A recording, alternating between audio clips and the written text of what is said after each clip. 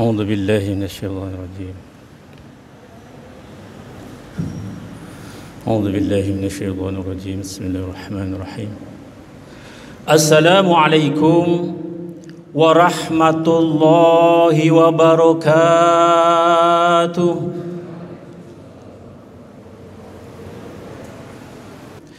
الحمد لله نحمده ونستعينه ونستغفره ونعوذ بالله من شرور أنفسنا ومن سيئات أعمالنا من يهده الله فلا مضل له وما يضلل فلا هادي له. أشهد أن لا إله إلا الله وحده لا شريك له وأشهد أن محمدا عبده ورسوله لا نبي بعده.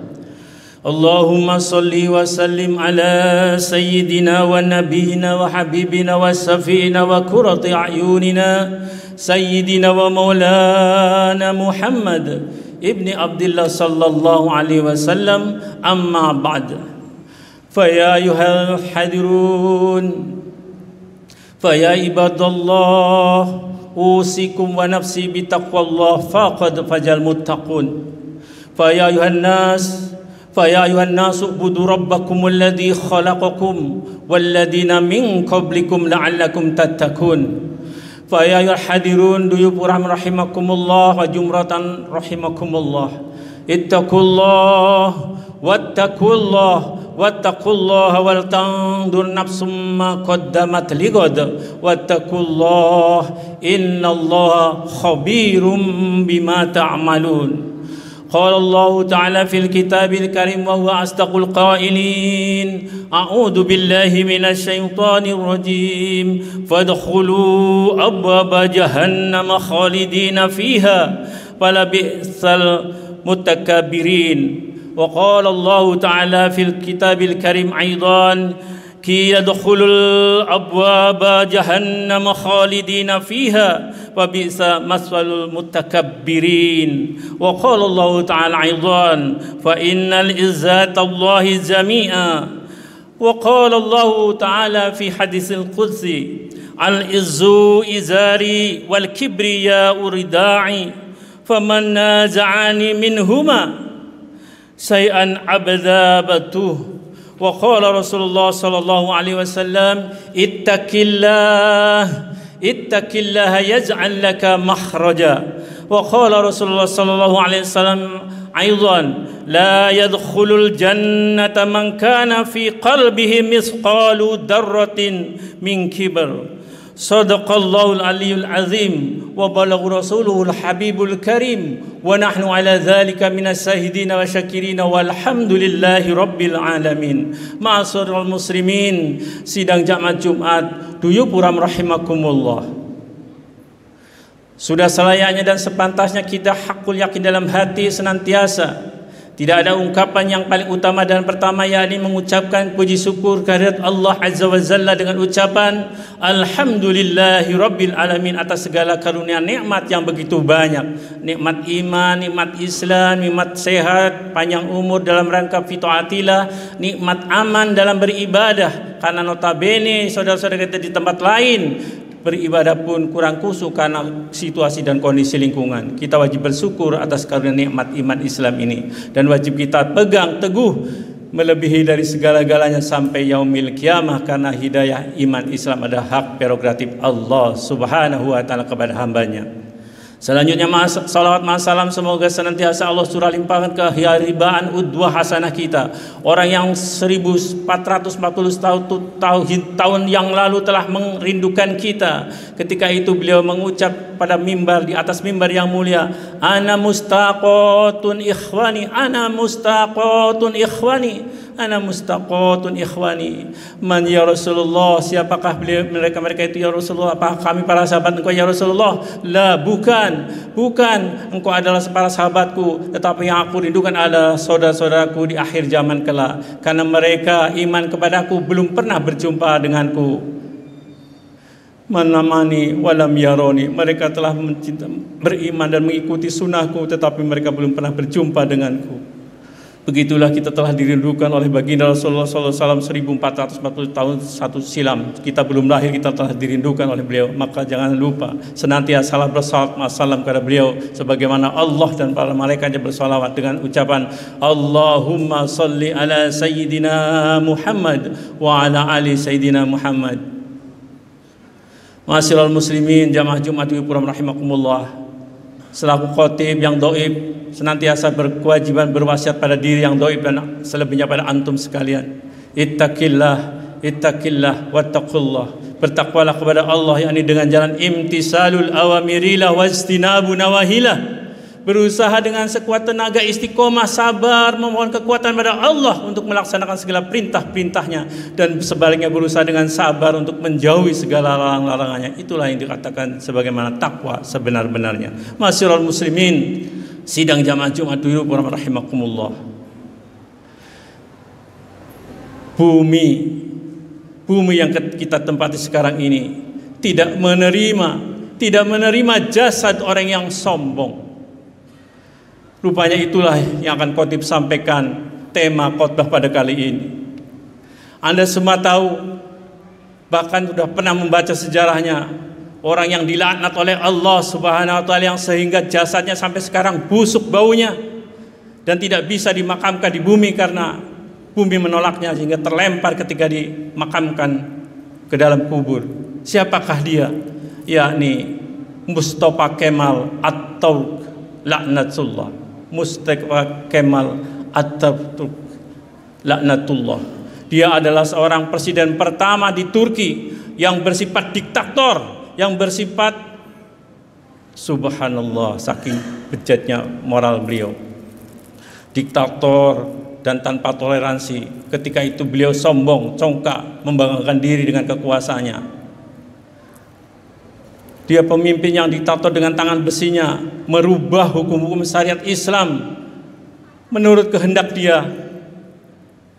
Yang pertama ketika itu hukum rajam, hukum kisos, hukum potong tangan digantinya dengan hukum penjara. Kemudian hukum waris mewariskan, dia samakan antara laki-laki dan perempuan. Dia samakan hukum di negaranya, warisan antara laki-laki dan perempuan bagiannya.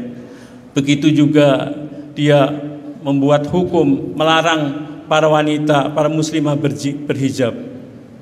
Kemudian dia juga yang telah merubah masjid menjadi museum. Dia juga yang telah merubah majelis-majelis ilmu, majelis-majelis taklim menjadi tempat-tempat hiburan malam, lokalisasi, minuman-minuman keras dibiarkan. Itulah Mustafa Kemal Atatürk, seorang presiden yang otoriter, yang diktator ketika itu. Bahkan dia pernah mengatakan di depan para tentaranya, yakni tentara mantan Khilafah Utsmaniyah, dia katakan kepada para tentara yang saat itu ketakutan, sekarang siapakah yang berkuasa, Tuhan atau aku?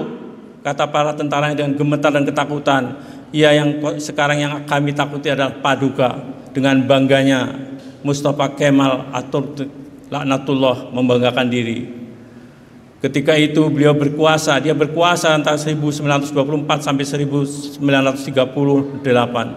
Maka atas kesombongannya itu Allah turunkan penyakit kepada dirinya berupa sakit kulit, lever, kemudian panas badannya sepanjang tahun, sampai dia meminta dirinya untuk dibawa ke tengah laut untuk menurunkan suhu panas badannya karena tidak kuatnya menahan panas siksaan Allah Subhanahu wa ta'ala. Akhirnya dia kembali ke istana selang berapa lama, pada tanggal 10 November 1938 dinyatakan meninggal oleh dokter. Dan saat meninggalnya, azalnya luar biasa, sampai 9 hari 9 malam tidak ada yang mau menyolatkan. Atas desakan adiknya beliau, adik dari Mustafa Kemal ini, maka para ulama bersepakat untuk menyolatkan, kemudian dimakamkan. Tapi apa yang terjadi ketika dimakamkan? Bumi menolaknya sehingga jasad dari Mustafa Kemal terlempar ke udara. Akhirnya dengan dipaksakan dibawalah ke Gunung Ankara di Turki sana selama 15 tahun. Kemudian dengan inisiatif pemerintah setempat dimakamkanlah kembali Mustafa Kemal. Atau tapi apa, bumi masih menolaknya sehingga terlempar kembali. Pada akhirnya jasad dari Mustafa Al-Kemal ditaruhlah di museum namanya di sana Etnografi di kota Ankara. Itu pun dengan ditindih dengan batu marmer seberat 44 kiloton, seberat 44 ton, subhanallah, nauzubillah. Itulah ibarat itibar bagi kita orang yang sombong. Dan sampai saat ini bila kita berkunjung ke museum Etnografi itu, kita akan disemprotkan parfum yang demikian harum karena pada kuburan Mustafa Kemal di situ tercium bau yang sangat menyengat sampai sekarang sudah puluhan tahun. Nauzubillah summa nauzubillah. Hendaknya ini semua menjadi gambaran kita bahwa bumi pun tidak menerima kehadiran orang yang sombong, karena Allah telah menyampaikan di dalam firman dalam hadis qudsi, barang siapa yang menyombongkan diri atau menyamai aku, pasti akan aku azab. Karena sesungguhnya keperkasaan dan kemuliaan itu ibarat kainku, keagungan dan kebesaran itu ibarat selendangku. Barang siapa berusaha menyamai aku sedikit pun, niscaya akan kusiksa. Begitu juga Rasulullah mengingatkan kita semua, la yadkhulul jannah man kana fi qalbi misqala dzarratin min kibr. Tidak akan masuk surga, artinya surga mengharamkan orang-orang yang di dalam hatinya masih ada walaupun hanya seberat biji kesombongan. Masyiral muslimin rahimakumullah, kita sudah banyak diberikan pelajaran oleh Allah melalui Al-Quranul Karim. Kita ingat dulu Fir'aun laknatullah ditenggelamkan oleh Allah Subhanahu wa taala karena rakusnya kekuasaan dan dia sombong mengaku dirinya Tuhan. Begitu juga Haman, pejabat tinggi yang sombong, ditenggelamkan oleh Allah Subhanahu wa taala ke dalam lautan merah. Begitu juga Namrud yang sombong, hanya dikirim oleh Allah dengan tentara yang begitu kecil, makhluk Allah yang berupa nyamuk. Karena kesombongannya Allah siksa dia 40 hari 40 malam sehingga meninggal. Begitu juga Kan'an yang merasa diri kuat, sombong di hadapan Allah, dia tenggelamkan pada banjir di kaumnya Nabi Nuh alaihissalam.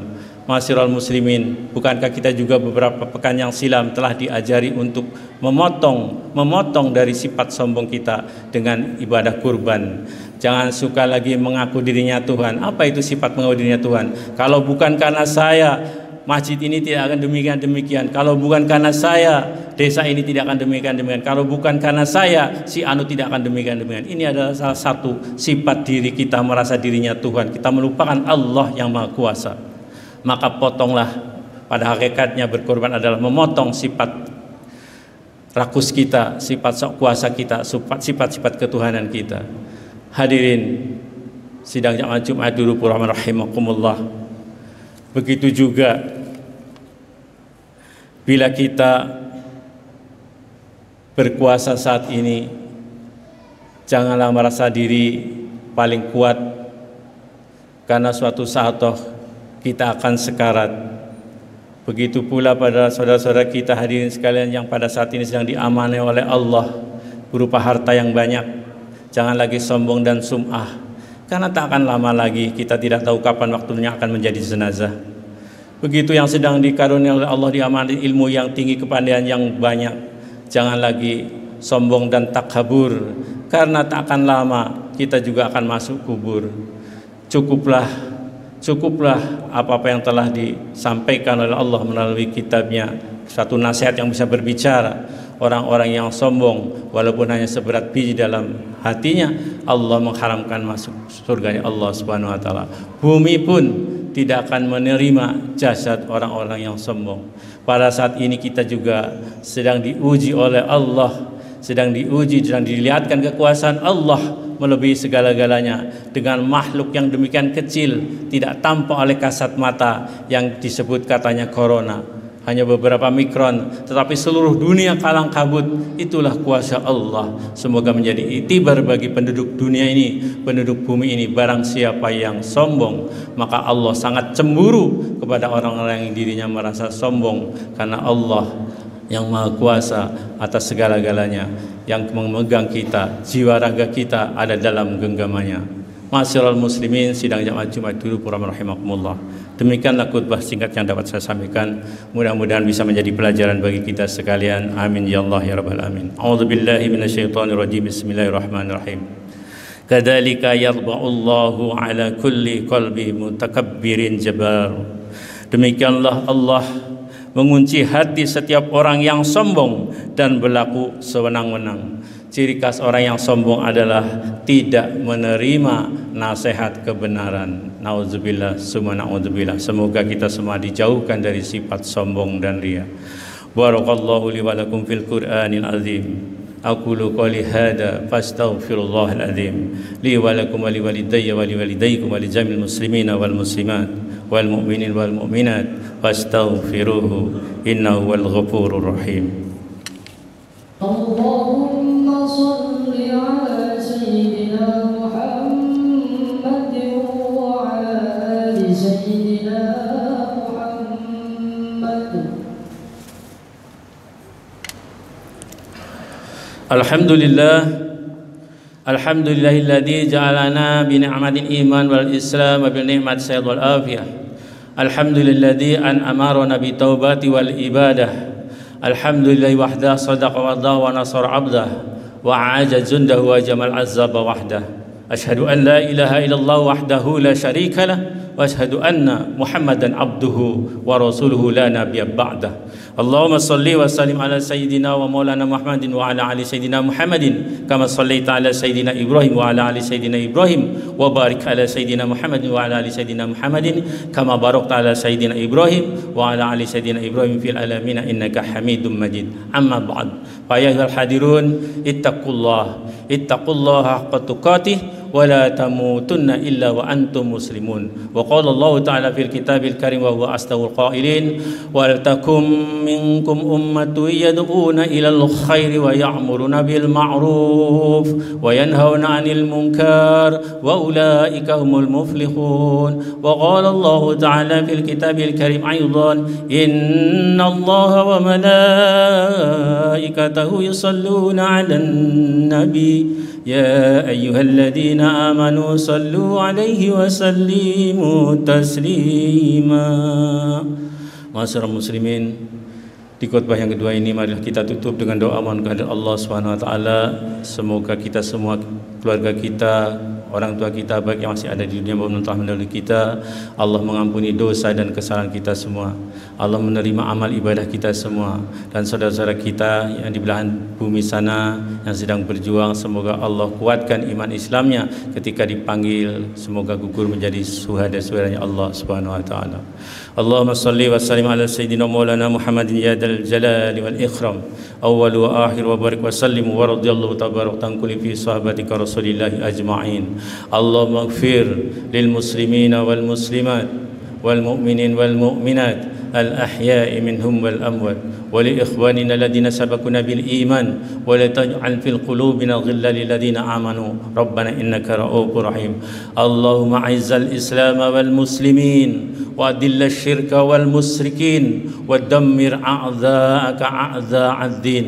اللهم انصر أمة محمد، اللهم ارحم أمة محمد، اللهم أصلح أمة محمد، اللهم انصر من نصر الدين، اللهم انصرنا وإخواننا والمسلمين والمسلمات والمؤمنين والمؤمنات والمجاهدين والمستضعفين في كل مكان وفي كل زمان برحمتك يا أرحم الراحمين. ربنا واجعلنا علما نافعا وعملا صالحا مقبولا ورزقا حلالا طيبا خيرا مقبولا. ربنا آتنا من لدنك رحمة وهيئ لنا من أمرنا رشدا. ربنا آتنا في الدنيا حسنة وفي الآخرة حسنة وقنا عذاب النار وأدخلنا الجنة مع الأبرار يا عزيز يا غفار يا رب العالمين. عباد الله إن الله يأمركم بالعدل والإحسان وإيتاء ذي القربى وينهى عن الفحشاء والمنكر والبغي